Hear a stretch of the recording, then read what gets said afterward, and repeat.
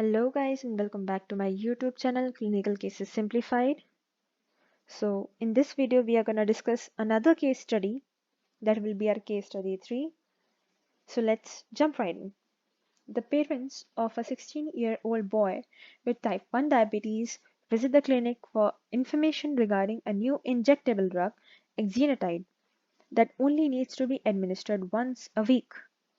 They're quite excited about the prospect of switching their son's medication as he currently requires several shots of insulin each day. The boy's blood glucose levels are quite difficult to control on his current regimen due to poor adherence. His BMI is 19 kg per meter square. He has difficulty putting on weight despite eating quite a bit. Which of the following describes why it is not possible to start the boy on weekly dose of exenatide instead of daily insulin? Answer choice A. Insulin production by the pancreas is insufficient for exenatide to function. Answer choice B. Exenatide suppresses glucagon secretion, which increases the risk of hypoglycemia. Answer choice C. Suppression of appetite makes it even harder for him to gain weight. Answer choice D. Exenatide is contraindicated in children below 18 years.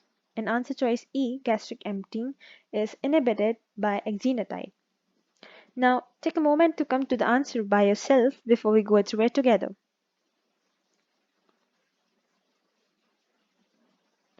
Okay, let's jump right in.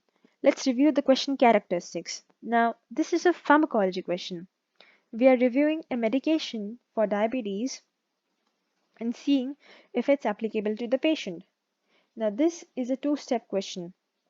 We first have to determine what type 1 diabetes is with respect to pathophysiology and then determine if the drug in the question here is applicable for this disease.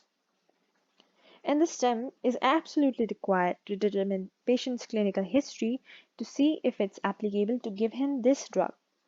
Now, let's walk through this question together. Step 1. We need to determine the reason for hyperglycemia in type 1 diabetes. And in type 1 diabetes, pancreas produces little or no insulin due to the destruction of cells, beta cells, in islets of Langerhans.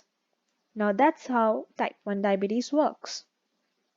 Now for step 2, we need to determine the mechanism of action of exenatide and suitability for type 1 diabetes. Now, exenatide is a glucagon-like peptide-1 receptor agonist, or what's also called GLP-1 receptor agonist. Now let's review how this works by looking at our image where GLP-1 mechanism of action is reviewed. And then the small intestine. Food stimulates the small intestine to secrete GLP-1, and then GLP-1 actually stimulates the pancreas to release insulin. It also suppresses glucagon secretion and gastric emptying.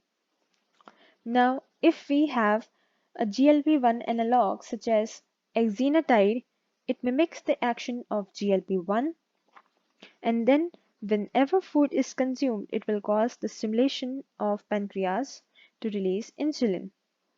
And that's how these GLP-1 analogs work, such as exenatide. Now let's go back to our question and see if this information helps us determine the answer.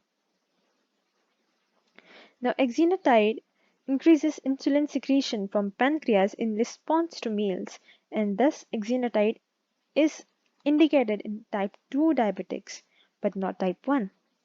And thus exenatide is not suitable for type 1 diabetics as few of the remaining beta cells in type 1 diabetes are already maximally stimulated, and providing such medications as the GLP-1 analog will provide no further benefit.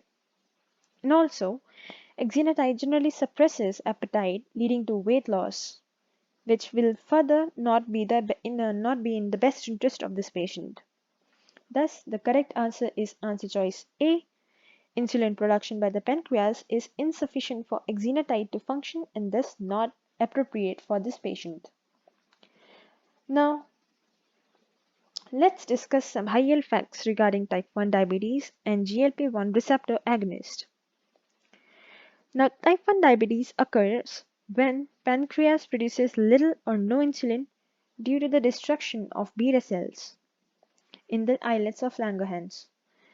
The destruction of beta cells is thought to be an autoimmune mechanism with some type of genetic predisposition.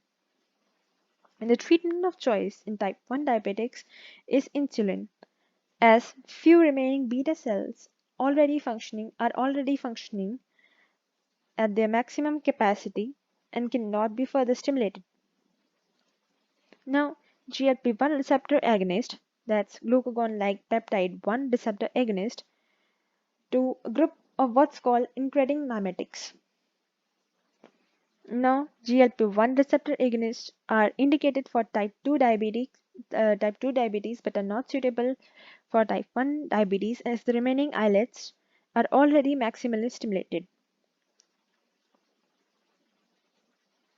Now, exenatide is a GLP-1 agonist which also slows down gastric emptying and suppresses appetite, leading to the weight loss.